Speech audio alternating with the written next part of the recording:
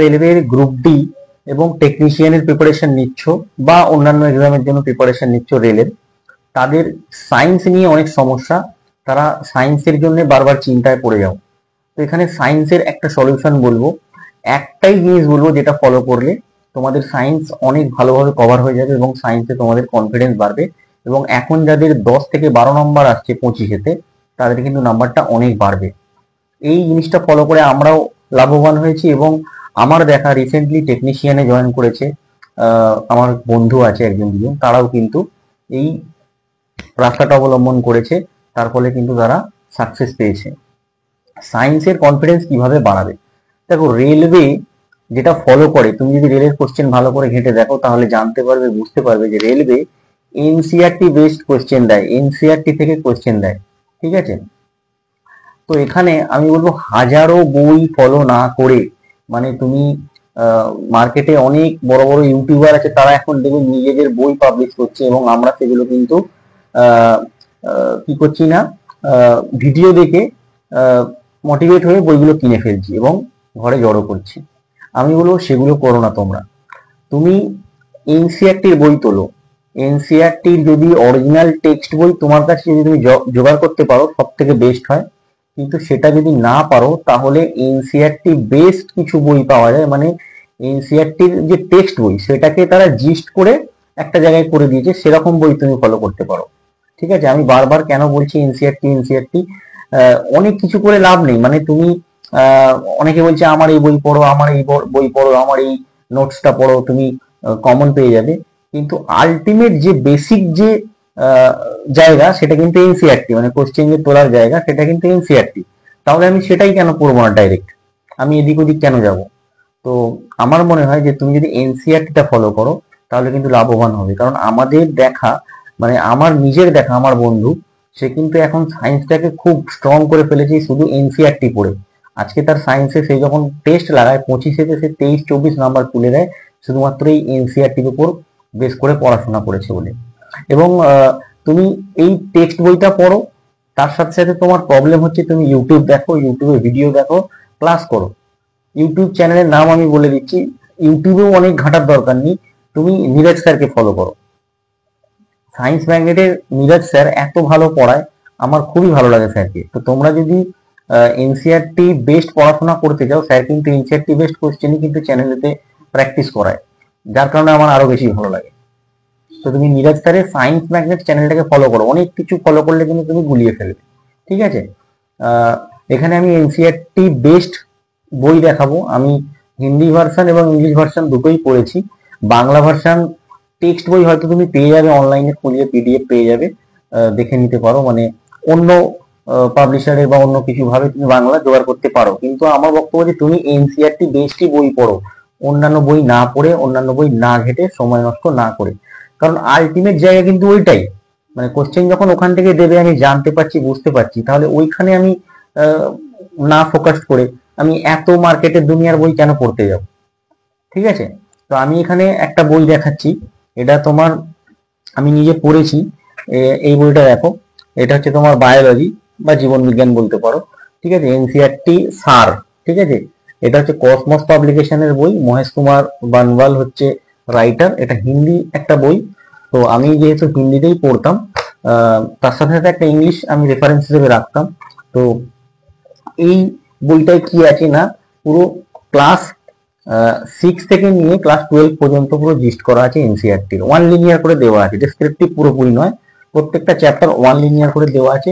এরকম যদি বই তুমি একটা জোগাড় করতে পারো, যে হিন্দি পড়তে পারে তার তো ভালো, আর যে হিন্দি বুঝতে পারে না তাকে বলবো তুমি ইংলিশ পড়ো, অথবা বাংলায় তুমি খুঁজে বার করতে পারো এনসিআরটি বেস্ট এরকম বই, যেখানে পুরো জিস্ট করে দেওয়া থাকবে জিনিসগুলো। ঠিক আছে, এটা যেমন বায়োলজি রয়েছে সেরকমই এরকম একটা বই দেখো, সেম, এটা হচ্ছে তোমার ফিজিক্স আর কেমিস্ট্রি এর মধ্যে রয়েছে। ঠিক আছে, এটাও এনসিআরটি বেস্ট, সেম কসমস পাবলিকেশনেরই মহেশ কুমার বানওয়ালের বই। তো এতেও ঠিক এরকম ভাবেই ওয়ান লিনিয়ার করে করে দেওয়া আছে। ঠিক আছে, তুমি যদি এই চ্যাপ্টার ধরে প্রতিদিন প্রতিদিন তুমি যদি টার্গেট নাও, টোটাল 30খানা চ্যাপ্টার রয়েছে, মানে 29 থেকে 30খানা চ্যাপ্টার রয়েছে। এখন মোটামুটি 60 দিন মতো সময় আছে, তুমি প্রতিদিন একটা করে চ্যাপ্টার পড়ো, রিডিং পড়ো, যেটা প্রবলেম হচ্ছে বুঝতে পারছো না, তুমি ইউটিউব চ্যানেল গিয়ে সেটা কনসেপ্টটা নিয়ে নাও, এবং সেই রিলেটেড, সেই চ্যাপ্টার রিলেটেড কোয়েশ্চেন তুমি টেক্সট বুক অ্যাপটা খোলো বা যে কোনো অ্যাপ, যে তোমার কাছে যেটা আছে, আমি বলছি বলে ওটা ইউজ করতে হবে এরকম ব্যাপার নেই। তুমি যে কোনো জায়গা থেকে ওই চ্যাপ্টার রিলেটেড কোয়েশ্চেন গুলো ঘাঁটো, এবং সেটা যদি বেস্ট হয়, যদি তুমি প্রিভিয়াস ইয়ার কোয়েশ্চেন ঘাঁটতে পারো, টেক্সট বুকে তুমি প্রিভিয়াস ইয়ার কোয়েশ্চেন পেয়ে যাবে। সায়েন্স সেগমেন্টে গিয়ে অনেকের কাছেই টেক্সট বুক আছে বা অন্যান্য অ্যাপ আছে, তুমি সেখানে গেলে পেয়ে যাবে আলটিমেটলি।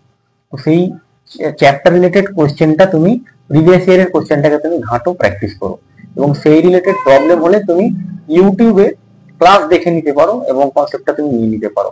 বেস্ট হবে নীরাজ স্যারকে যদি ফলো করো এদিক ওদিক না গিয়ে, ঠিক আছে? এছাড়া অনেকে হিন্দি বুঝতে পারবে না, আমি ইংলিশ বইটা দেখাচ্ছি। এই যে এগুলো কিন্তু আমি প্রমোশন করছি না, আমি নিজে ব্যবহার করে নিজে পড়েছি, ঠিক আছে? এখন সেইভাবে পড়া হয় না, পড়ে আসে বইগুলো, খুব মানে কমই দেখা হয় আর কি, সময় পাই না, কিন্তু বইগুলো ভালো, ঠিক আছে? এটা আরিহান্তের বই, এটা তোমার জেনারেল সায়েন্স 6 থেকে 12 পর্যন্ত ওল্ড প্লাস নিউ সিলেবাস মানে কভার করা আছে আর কি, ঠিক আছে? এখানেও সেই ওয়ান লিনিয়ার করে একদম সুন্দর করে প্রত্যেকটা চ্যাপ্টার ওয়ান লিনিয়ার করে করে করে করে দেওয়া রয়েছে, ঠিক আছে? তো এখানে বিভিন্ন তোমার ফিজিক্সের ইম্পর্টেন্ট নোটস বলেও কিছু কিছু জিনিস দেওয়া রয়েছে, ঠিক আছে, ছবি দিয়ে, ঠিক আছে? তো এই যে চার্ট দেওয়া রয়েছে বিভিন্ন, ঠিক আছে? তো এইরকম বই তুমি জোগাড় করো, করে পড়ো। সব থেকে বেস্ট হয় তুমি যদি অরিজিনাল টেক্সট বই বার করতে পারো খুঁজে, সব থেকে ভালো হয়। কারণ আলটিমেটলি যে যতই বলুক আমার বই পড়ো, আমার বই পড়ো, আমার নোটস পড়ো, ঘুরে ফিরে কিন্তু বেসিক যে জায়গা সেটা কিন্তু এনসিইআরটি, ঠিক আছে? তো আমি একটা কথাই বলবো, সায়েন্সের জন্য যারা চিন্তিত তারা এখন থেকেই সজাগ হয়ে যাও, এনসিইআরটি বেস্ট পড়াশোনা করো, এনসিইআরটি প্যাটার্ন কোশ্চেন ঘাটো, ইউটিউবে সেই রিলেটেড যারা পড়াচ্ছে তাদেরকে ফলো করো, অনেককে না ফলো করে, আর বইও অনেক না রেখে একটা দুটো বই রাখো, সেটা কি বারবার বারবার করে পড়ো, ঠিক আছে? তাহলে মোট কথা কি দাঁড়ালো, যে আমি এনসিইআরটি বেসড একটা বই খুঁজে বার করব যেটা আমি পড়ে বুঝতে পারবো, মানে সেটা বাংলা হোক, ইংরাজি হোক, হিন্দি হোক, ঠিক আছে?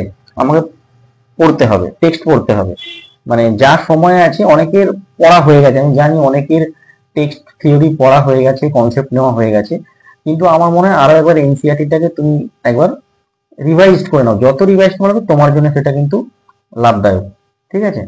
সায়েন্স জিনিসটাই প্র্যাকটিসের জিনিস, যত প্র্যাকটিস করবে তোমার আরো বেশি স্কোর বাড়বে, ধীরে ধীরে ধীরে ধীরে বাড়বে। অনেকেই আছে সায়েন্সে 25-এতে 25ও কিন্তু আনতে পারে, ঠিক আছে? আমার দেখা বন্ধু 25-এতে 24-23 পর্যন্ত নিয়ে আসছে এখন এখন যে টেস্ট গুলো সে লাগাচ্ছে। তো সেই জন্য বলছি যে তুমি যদি প্র্যাকটিস করো তাহলে কিন্তু হয়ে যাবে। এবং সায়েন্স একটা স্কোর করার, মানে সায়েন্স একটা এমন জায়গা যেখানে কিন্তু স্কোর করা যায়, সলিড স্কোর করা যায়। তো সায়েন্সের এইটুকুই আমি তোমাদেরকে বলবো, এনসিইআরটি বেস পড়াশোনা করো, ইউটিউবে নীরজ স্যারকে ফলো করো, বা একটা দুটো আরো বাংলা চ্যানেল যেখানে দেখছে যে এনসিইআরটি বেসড কোশ্চেন ঘাটছে, কনসেপ্ট ভালো বোঝাচ্ছে, সেরকম একটা দুটো চ্যানেলকে ফলো করো। কারণ আমি প্র্যাকটিক্যাল অভিজ্ঞতা থেকে বলছি যে দুনিয়ার বই পড়ে কোনো লাভ হবে না। তুমি আলটিমেট যেখান থেকে কোশ্চেন আসে সেইখানটাকে গিয়ে তুমি ঘাটাঘাটি করো, তাহলে কিন্তু তুমি দেখতে পাবে যে তোমার গ্রোথ হচ্ছে। সেই রিলেটেড কোশ্চেন তুমি ঘাটাঘাটি করো, প্রিভিয়াস ইয়ার ঘাটো, তুমি অবশ্যই সায়েন্সে গ্রোথ করতে পারবে, ঠিক আছে?